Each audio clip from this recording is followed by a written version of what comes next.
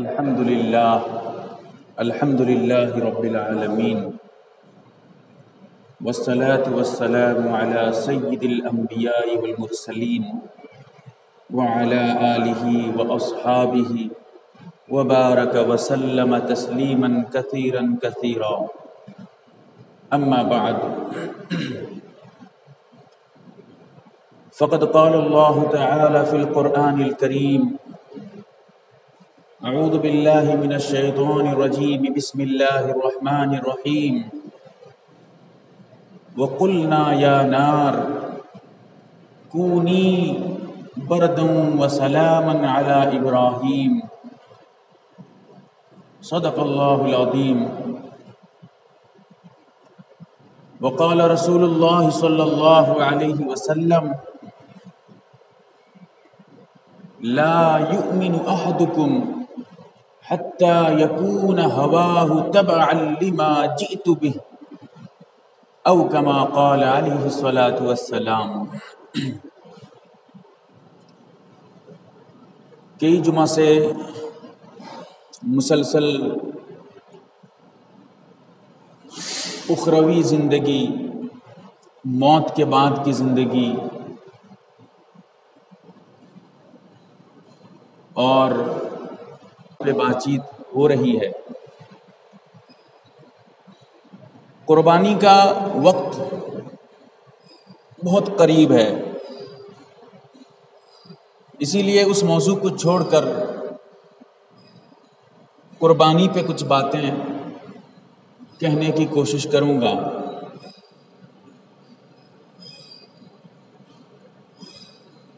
قربانی حضرت ابراہیم اور حضرت اسماعیل علیہم السلام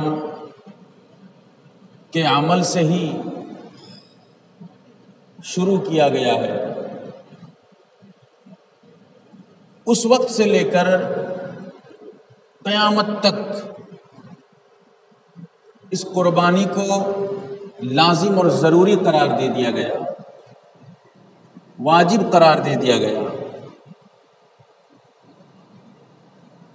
حضرت ابراہیم علیہ السلام کا جو دور تھا، وہیں سے قربانی کا معاملہ شروع ہوتا ہے اور قیامت تک چلے گا۔ یہ سلسلہ جو آج قربانی کا چل رہا ہے امت محمدیہ صلی اللہ علیہ وسلم میں، یہ پہلے سے چل رہا تھا، بڑی تفصیل ہے، اس پہ نہیں جاؤں گا۔ حضرت ابراہیم علیہ السلام کئی آزمائش میں، کئی امتحان میں کامیاب ہو کر اللہ تعالی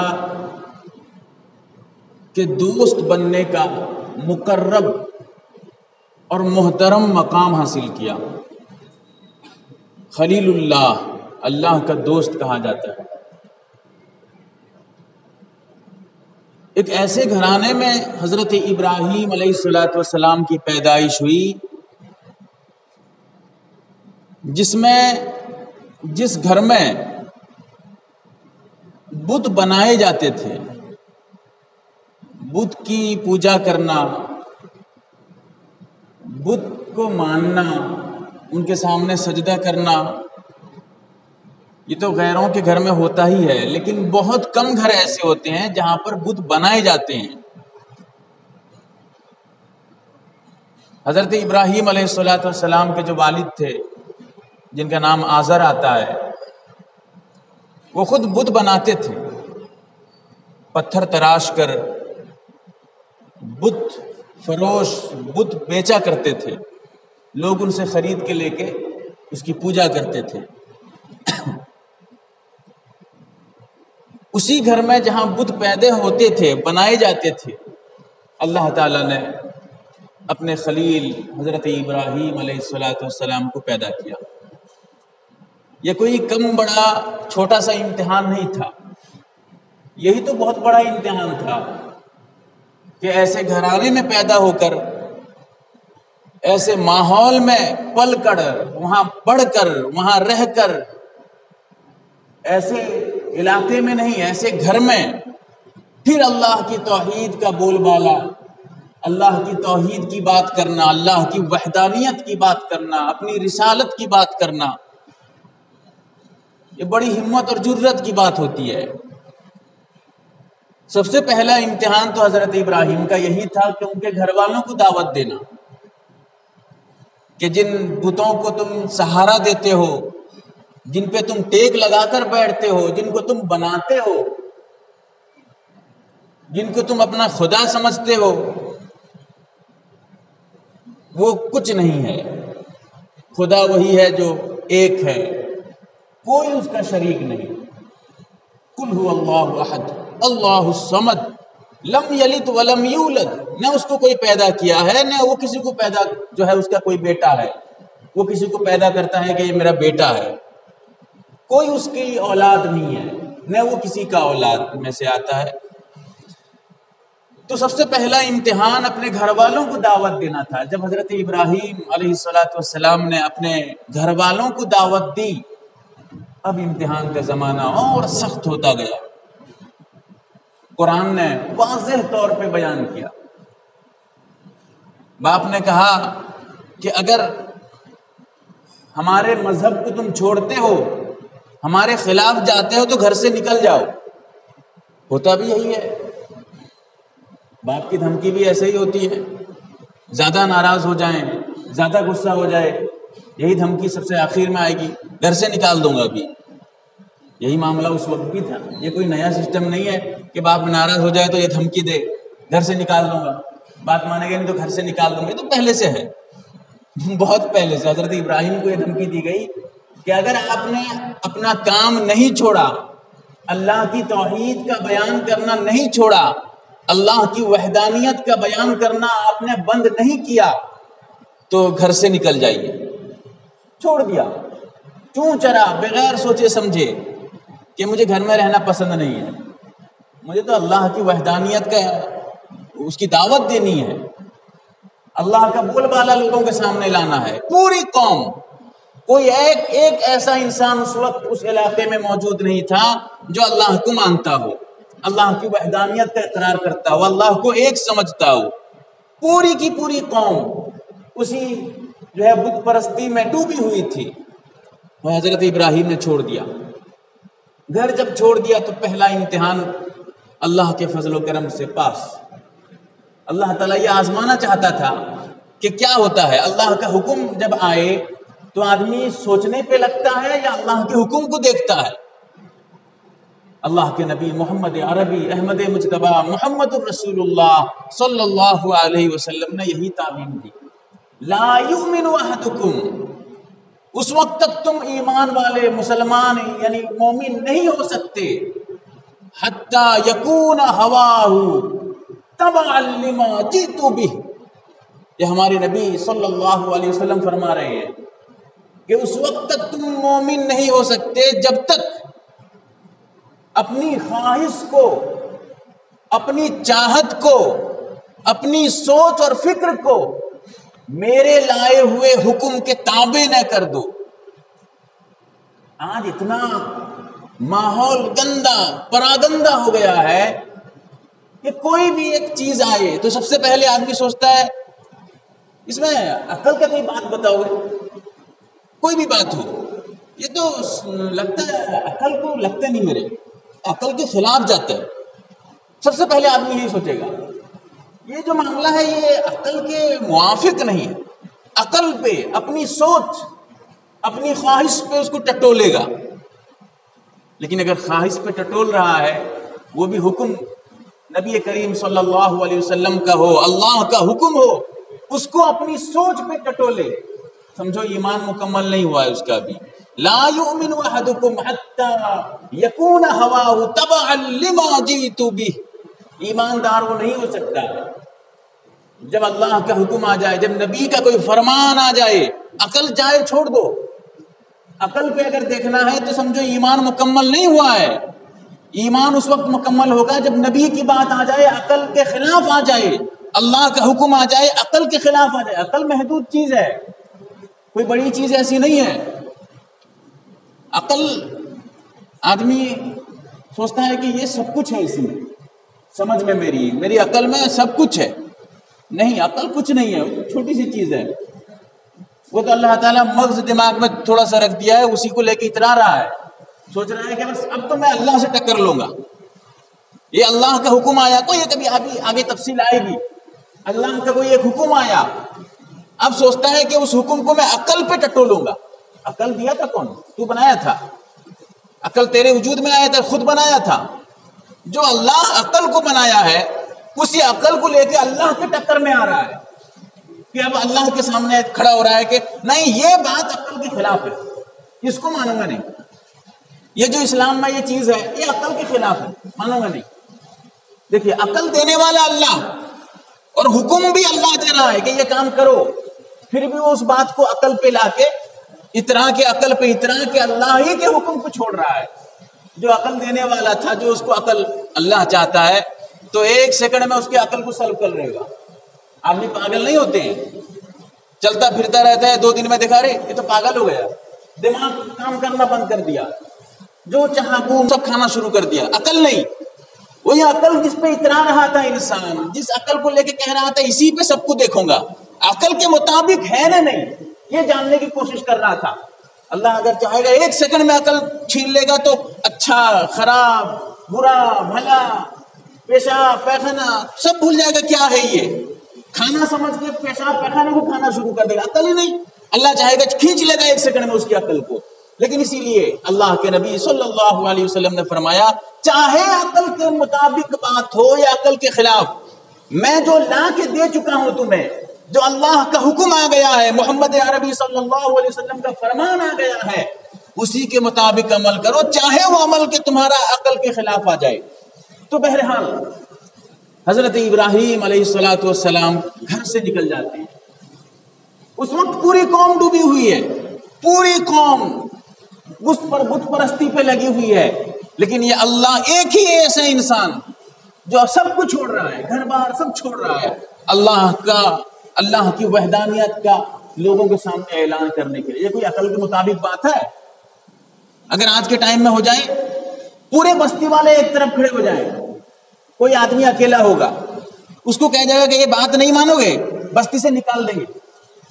اب آدمی آ کے اس کو مشورہ دیں گے، ایک کام کرو، سب تمہارے خلاف ہیں، اگر بات نہیں مانو گے پھنس جاؤ گے. کہاں جاؤ گے؟ کھاؤ گے، پیو گے، رہو گے کہاں پر؟ کیونکہ سب پورے بستی والے ایک طرف ہے، تم اکیلے ایک طرف ہو. یہ بات عقل کے بھی مطابق لگ رہی ہے کہ ان کی بات کو مان لیا جائے، لوگوں کی بات کو، پورے بستی والوں کی بات کو مان لیا جائے عقل کے مطابق.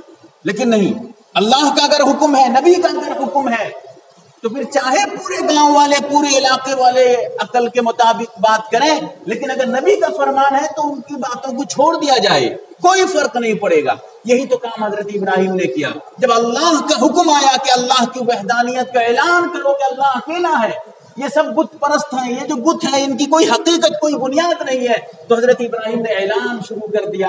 چاہے عقل کے مطابق تھی کہ ان قوم کی بات مان کر گھر میں رہتے، لیکن عقل کو چھوڑ کر انہوں نے اللہ کی وحدانیت کا اعلان شروع کر دیا. سب سے پہلا امتحان اور کامیابی مل جاتی ہے.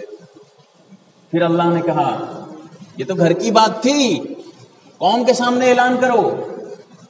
جب قوم کے سامنے اعلان کی بات آئی، اس وقت کا بادشاہ نمرود، لمبا واقعہ. گھڑی بند ہے کیا؟ جیسا کہ پتہ چلے گا بتا دیں گے، ادھر پتہ چلے گا نہیں. اس وقت کا جو بادشاہ تھا نمرود بھی کوئی چھوٹا موٹا بادشاہ نہیں تھا، بڑا خطرناک بادشاہ تھا. جیسے فرعون تھا، کہتا تھا کہ میں خدا، مجھے خدا مانو. نمرود کہتا تھا میں بھی خدا ہوں، میں بھی اللہ ہوں، مجھے اللہ مانو، میں سب کا تمہارا جو ہے پروردگار ہوں. نمرود ایسا بادشاہ تھا جو بہت طاقتور تھا اور اپنی طاقت کے بلبوتے پہ یہ کہتا تھا کہ میں جو ہے خدا ہوں. حضرت ابراہیم کو حکم ہوا کہ بادشاہ کے سامنے، پورے قوم کے سامنے اللہ کی وحدانیت کا اعلان کرو کہ اللہ اکیلا ہے. پوری شاہی محل میں جہاں بادشاہ کے سامنے زبان کھولنے کی ہمت نہیں ہوتی ہے، جہاں بادشاہ جو کہتے، پوری رعایا پوری قوم، پورے بادشاہ کی تابع رہنے والی وہ قوم چوں چرا ایک زبان ایک لفظ بولنے کے لیے تیار نہیں ہوگی۔ اس وقت بادشاہ کے سامنے حضرت ابراہیم نے اعلان کر دیا اللہ اکیلا ہے، تم خدا نہیں ہو، اللہ وہ ہے۔ مناظرہ ہوا، بڑا لمبا واقعہ ہے، اتنی لمبے واقعے پہ نہیں جاؤں گا۔ مناظرہ ہوا، کہا کہ میں خدا ہوں، مجھے خدا مانو۔ نمرود نے کہا، حضرت ابراہیم نے کہا کہ نہیں، تم خدا ہو، میرا خدا وہ ہے جو لوگوں کو مارتا بھی ہے، لوگوں کو جلاتا بھی ہے، پیدا بھی کرتا ہے اور زندہ بھی کرتا ہے۔ مارنے اور جلانے کی طاقت میرے خدا میں ہے، تم کیسے خدا ہو؟ تم کسی کو مار نہیں سکتے۔ کہا کہ اچھا ٹھیک ہے، ایک آدمی کو پکڑ کے لاؤ جس کو موت کی سزا دے دی گئی تھی کہ اب یہ مر جائے گا، مار دیا جائے گا اس کو، موت کی سزا جس کو دی گئی تھی پکڑ کے لایا۔ کہا کہ دیکھو یہ مرنے والا تھا، اب اس کو قتل کیا جاتا یہ مرتا، چھوڑ دیا، زندہ کر دیا جا۔ ایک آدمی ایسے بے گناہ آدمی جو زندہ ابھی موجود تھا، جس پہ کوئی سزا وزا کچھ نہیں، اس کو مار گیا، قتل کر دیا۔ تو کہا کہ دیکھو یہ زندہ آدمی تھا، قتل کر دیا۔ حضرت ابراہیم سمجھ گئے کہ اچھا یہ الٹی کھوپڑی کا آدمی ہے، یہ ایسے سمجھے گا نہیں۔ کہا کہ میرا خدا ہوا ہے جو پورب کی طرف سے سورج کو نکالتا ہے، پچھم میں ڈبا دیتا ہے۔ خدا وہ ہے جو ادھر سے سورج نکالے گا ادھر ڈبائے گا۔ اب جواب دو، اگر ہو تو دکھاؤ کر کے، ادھر سے سورج نکلتا ہے ادھر سے نکال کے دکھاؤ گے، دیکھیں گے۔ اب سمجھ گئے کہ نہ، یہ تو میرے ٹکر میں آ گئے، اب ہو گئے نہیں۔ حکم دیا کہ اچھا اب تمہیں تو چھوڑا بھی نہیں جائے گا، اب تمہیں سزا دی جائے گی۔ پوری قوم کے سامنے، وہی بادشاہ کے سامنے ٹکر، بادشاہ کی بات کو کاٹا جاتا ہے، بادشاہ کی بات کو نہیں مانا جائے، اتنی بڑی سزا، اچھی سزا دی جائے گی۔ پوری قوم کو حکم دیا گیا کہ لکڑی جمع کرو۔ 40 دن تک کتابوں میں آتا ہے، تفسیر کی کتابوں میں، قرآن کی تفسیر جو ہے اس کی وہاں تفسیر کی کتابوں میں آتا ہے کہ 40 دن تک مسلسل لکڑی جمع کیے گئے، مسلسل لکڑی لوگ جمع کرتے رہے، اور پوری رعایا، پوری قوم لکڑی جمع کرنے پہ لگ گئی۔ یہاں تک کہ کتابوں میں آتا ہے کہ 30 ہاتھ اونچا اتنی لکڑی جمع کی گئی کہ 30 ہاتھ اونچا ہو گیا، اور چوڑائی میں جو ہے چوکور میں 20 ہاتھ لمبا چوڑا اور 30 ہاتھ اونچا، اتنی لکڑی جمع کی گئی۔ وہ بھی 40 دن تک لوگ اچھی خاصی لکڑی جو جس میں اچھے طریقے سے زیادہ دیر تک جل سکے، وہ لکڑی جمع کی گئی۔ اس کے بعد بادشاہ نمرود جو تھا حکم دیتا ہے کہ اب اس کو سزا دی جائے گی، آگ کے اندر ڈالا جائے۔ اب جب آگ کے اندر ڈالا گیا، حضرت ابراہیم کو چھوٹا موٹا واقعہ تھا۔ آج اگر کوئی کہہ دے کہ بھائی یہ کام کرو، اللہ کے حکم کے سامنے یہ کام کرو، آدمی کہے گا ارے عقل کہتے ہیں آگ جلا دے گا، اندر کیسے کہ جاؤں گا، چولہے میں ہاتھ بھروں گا ہاتھ جل جائے گا نہیں۔ عقل یہی کہتی ہے۔ آدمی سوچے گا بھی عقل کے مطابق کیا بات ہے، آگ میں اگر ہاتھ ڈالو گا ہاتھ جل جائے گا، آدمی یہی سوچے گا۔ لیکن اللہ کا حکم تھا کہ کود جائیے۔ اگر قوم کہہ رہی ہے آپ کو آگ میں ڈال رہی ہے، کود جائیے۔ نمرود کو کہاں پتا تھا، ان کی قوم کو کہاں پتا تھا کہ آگ کو پیدا کرنے والا وہی اللہ ہے۔ آگ میں جو تپش ہے، آگ میں جو روب اور دبدبا ہے، کون پیدا کرتا ہے؟ وہی اللہ پیدا کرتا ہے۔ جب آگ کے اندر اللہ تعالیٰ تپش پیدا کر سکتا ہے، آگ کے اندر نرمی بھی پیدا کر سکتا ہے، وہ تو اس کی قدرت میں ہے۔ قرآن نے یہی کہا، وہ کلّا، اللہ تعالیٰ کہتے ہیں ہم نے کہا، کس سے؟ اس آگ سے کہا کہ کونی بردم و سلامن علی ابراہیم، ٹھنڈی ہو جا۔ آگ جلانے والی چیز ہے، آگ کو آدمی چھوئے گا تو جل جائے گا، لیکن اللہ تعالیٰ کا حکم تھا کہ جو آگ اللہ کے حکم سے جلاتی ہے، وہی آگ کو اللہ تعالیٰ حکم دیتا ہے کہ کونی بردم و سلام، تو سلامتی کا ذریعہ بن جا اور ٹھنڈی ہو جا۔ آگ جل رہی ہے لیکن گرمی کا کام نہیں، ٹھنڈی کام، برف کا کام، ٹھنڈا، اس سے ٹھنڈا نہیں۔ دیکھیے قرآن کیا خطرناک طریقے سے ترجمانی کرتا ہے کہ جملے میں، قرآن کی تفسیر میں نہیں کر رہا ہوں اس لیے اس پہ جاؤں گا نہیں، ورنہ تفسیر پہ بات ہوگی تو لمبی چوڑی۔ اللہ یہ کہہ سکتا تھا آگ کو کہ تو ٹھنڈی ہو جا، ٹھنڈی سے تکلیف نہیں پہنچے گی۔ برف کے اندر آدمی ایک گھنٹہ بیٹھ کے دیکھا، ٹھنڈا جب رہے گا برف حالت خراب ہو جائے گی، ارے سون ہو گیا، آر میں چل پھر سکوں گا نہیں، فریج کے اندر 1-2 گھنٹے گل کے بیٹھے۔ اسی لیے قرآن نے کہا، اللہ تعالیٰ حکم دیتا ہے کونی بردم و سلام، ٹھنڈا بھی ہوگا، سلامتی کا ذریعہ بھی بنے گا۔ ایسا نہ ہو کہ ٹھنڈے میں حضرت ابراہیم کو تکلیف پہنچے، تکلیف بھی نہیں پہنچنی چاہیے، ٹھنڈا بھی ہو جا اور سلامتی کا ذریعہ بن جا، آرام کی چیز بن جا۔ کونی بردم و سلامن علی ابراہیم، تو فوراً آگ اپنی جو ہے اللہ کے حکم سے، اللہ کے حکم کو مانتی ہے اور ٹھنڈی اور سلامتی کے ذریعہ بن جاتی ہے۔ حضرت ابراہیم علیہ السلام 40 دن تک اور بعض روایت میں 7 دن کا بھی آتا ہے. بہرحال جو بھی ہو 7 دن کی روایت بڑی قوی ہے، طاقت والی روایت ہے. 7 دن تک حضرت ابراہیم اس آگ میں رہتے ہیں، اور آگ کو بھی ایسے جلا کے نہیں ڈالا گیا تھا. آگ کو جو جلایا گیا تھا اس کو بھی 7 دن تک مسلسل جلایا گیا، اور اتنے جلایا گیا کہ اس میں جو ہے شعلے دھڑکنے لگے، اس میں شعلے جو ہے اوپر اٹھنے لگے. 7 دن تک مسلسل آگ جلایا گیا. اس کے بعد حضرت ابراہیم کو ڈالا گیا تاکہ اس میں اچھے طریقے سے بھون دیا جائے، لیکن آگ اللہ کے حکم کے تابع تھی. تو کہنے کا مقصد یہ تھا کہ ہم اپنی سوچ اگر دیکھیں گے، عقل کی بات دیکھیں گے، آگ میں کبھی کودیں گے نہیں. ارے آگ میں کود جائیں گے، مر جائیں گے، جل جائیں گے. لیکن دیکھیے عقل کو چھوڑ دیا گیا. اللہ کا حکم آیا عقل جائے، عقل چاہے کہتی رہے کہ بھائی جل جائے، جل جائے گا. ابھی آگے بہت تفصیل ہے، تو ایسا اگر بیان چلے گا تو 2-4 گھنٹہ میں بھی بات ختم نہیں ہوگی. تو اسی لیے اور بھی تفصیلات ہیں. یہ تو دوسرا ہی امتحان تھا حضرت ابراہیم کا، جو بادشاہ قوم کا جو بادشاہ تھا نمرود کے سامنے، اس میں بھی اللہ تعالیٰ نے کامیابی عطا کی. پھر اس کے بعد جب 7 دن کے بعد لوگوں نے دیکھا کہ یہ تو آرام سے ہیں اندر، کوئی دقت، کوئی خروچ تک نہیں، کوئی ایک روواں تک، ایک پر تک نہیں جلا. پوری بہت سی جو ہے بعض کتابوں میں آتا ہے کہ پوری قوم اس وقت جو ہے ایمان لے آتی ہے. بہرحال پھر تفصیل ہے، آگے انشاءاللہ کبھی بیان کریں گے. اللہ تعالیٰ عمل کی توفیق دے. وآخر دعوانا